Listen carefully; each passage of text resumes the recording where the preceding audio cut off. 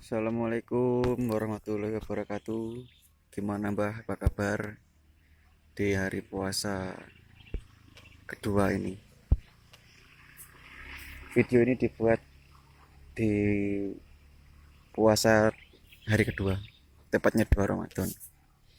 Kembali lagi saya liputkan cabai Columbus saya. Ini sekarang usia sekitar 34 hari setelah tanam. Kemarin puasa kurang sehari berarti usia 32, habis pemupukan yang ketiga kalinya. Pemupukan pakai NPK 1616, total ini 5.000 batang, habis sekitar 7 kilo. Ini kondisinya seperti ini. Cabenya sudah ada yang lekas pentil, tapi juga masih ada yang masih berguguran bakal buahnya, pentilnya. Untuk yang mempengaruhi bergugurnya pentil atau bunga itu jadi banyak hal ya. Nah, itu juga warnanya menguning itu. Nah, itu. Nah, itu menguning itu pasti mau gugur. Ini juga. Jadi banyak hal ya mempengaruhi kenapa kok bisa menguning lantas gugur. Yang pertama ada pengaruh dari curah hujan. Di sini kemarin kebetulan curah hujan itu sebenarnya nggak terlalu ekstrim. Cuman sekali hujan itu hujan terus. Jadi misal hari ini panas, panas, panas terik sekali 3 hari gitu. Lalu 2 hari, 3 hari hujan. Lalu panas lagi, lalu hujan lagi gitu terus. Itu juga mempengaruhi pada bakal calon buahnya atau pentilnya tadi.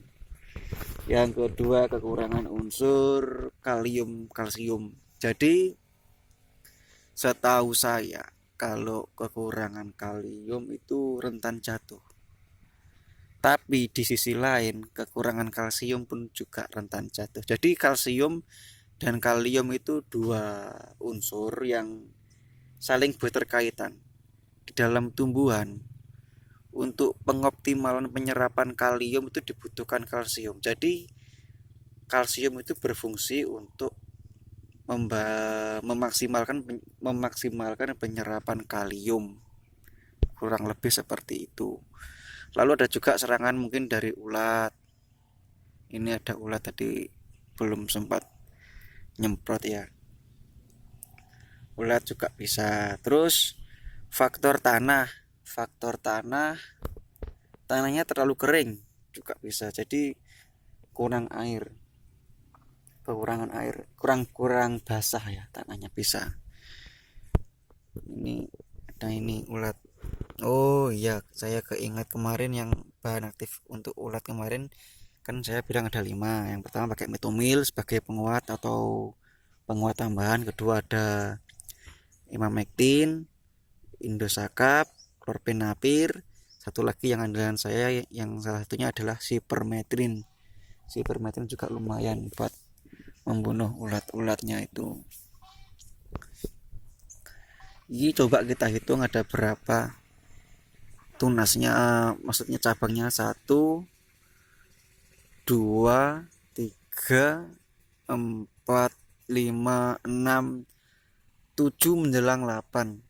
Cabang 7 menjelang 8 ini kira-kira nanti akan saya pupuk lagi di usia 43 harian nanti. Kira-kira puasa 10 hari nanti saya pupuk lagi. Masih pakai 16-16 kalau kemarin dosisnya 7 kilo, insya Allah besok sekitar 10 kilo atau 11 kiloan mungkin. Volume kalau saya cenderung ada 2 pilihan volume pemupukan. Volume pemupukan pertama naik 1,5 kali lipat atau naik 2 kali lipat. Nanti kalau pemupukan yang besok ini saya pakai 1,5 kali lipat. Rencana besok pemupukan yang besok ini yang keempat atau yang di puasa ke-10 nanti saya taruh di tengah di sini. Di sini nanti dibuat lubang lalu dicor pupuknya. Halaman. Jadi seperti ini ya. Sudah bekas pentil. Kurang lebih seperti ini cabenya. Ada yang tidak rata pertumbuhannya. Nah, di situ itu cabenya cenderung kecil-kecil, tidak mau rata, tidak mau tingginya, tidak mau setara dengan teman-temannya. Itu ternyata usut punya usut, di tanahnya itu terjadi boto. Boto itu artinya seperti tanah yang terbakar, seperti batu bata gitu loh. Mungkin dulu riwayatnya di sini ada dibuat semacam tempat sampah sama mbah-mbah kita dulu ya, nenek moyang kita, dibuat semacam tempat sampah digunakan untuk membakar sampah. Jadi lama kelamaan terus tanahnya mengeras lalu unsur harinya akhirnya menurun. Sebenarnya untuk pertumbuhannya tergolong bagus, normal, cuman lambat. Mungkin ya karena kekurangan unsur hara tadi. Ini lomboknya cabenya juga bening-bening, tidak jeplak, tidak rewel. Cuma ini masih pang berapa, 1, 2, 3, 4, menjelang 5.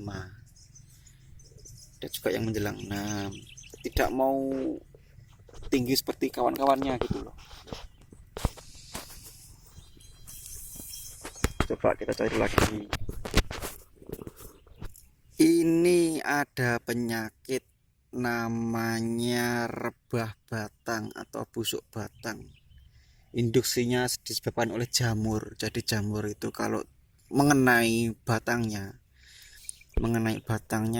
bisa terjadi serangan jamur yang namanya rebah batang atau busuk batang. Kalau jatuhnya di daun jadinya bercak daun. Kalau jadinya di buah, terjunnya di buah jadinya cacar atau patek. Setahu saya begitu. Ini rawan menular ya. Ini rawan menular, berbahaya. Ini memang saya belum sempat untuk melakukan pengobatan secara intens untuk cabai yang terkena rebah batang ini. Lombok SNS gede.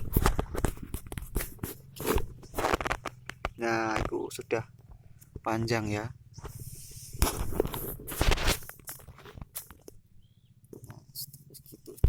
Cabenya yang besar.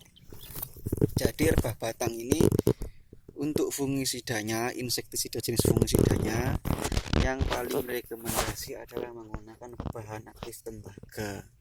Kenapa tembaga? Karena tembaga sifatnya panas. Dia paling menurut pengamatan saya dia paling efektif untuk menyerang rebah batang.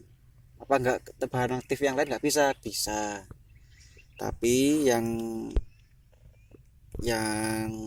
menurut saya yang paling efektif itu bahan aktif tembaga. Adapun bahan aktif yang lain yang bisa digunakan bahan aktif dari itu apa namanya, benomil. Bahan aktifnya yang namanya benomil itu juga bisa. Ini cabenya yang normal, yang terserang rebah batang ini coba kita hitung cabangnya. 1, 2, 3, 4, 5, 6, 7, 8 menjelang 9.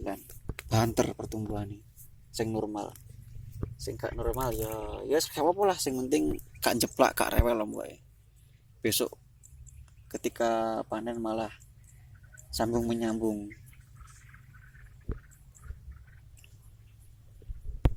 Jadi kurang lebih gambarnya seperti ini. Cabai Columbus usia 34 hari setelah tanam. Ulernya akeh.